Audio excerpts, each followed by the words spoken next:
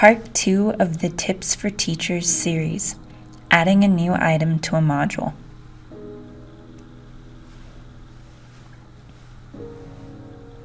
To add a new assignment, mouse over the module and select the plus symbol.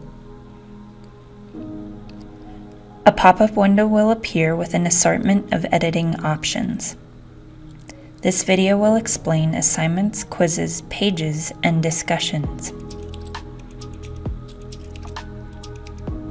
We'll start with assignments.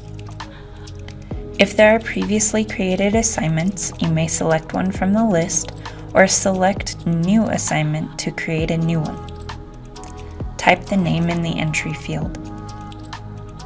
If you want to fabricate a hierarchy, you may indent the list. This will create a new assignment in the course. It is not just a list item. Next, we'll move on to quizzes.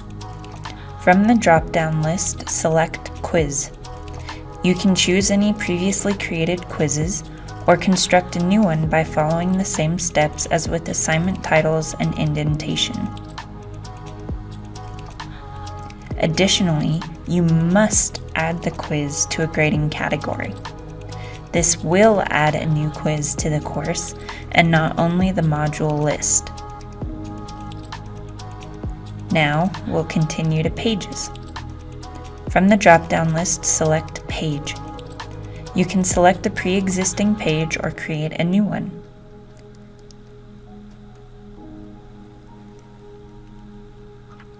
Add the title and choose an indentation level if desired. This will add a new page to the Pages tab and not simply the list. Next up is Discussions. From the drop-down list, select Discussion. You can click a pre-existing discussion or make a new one.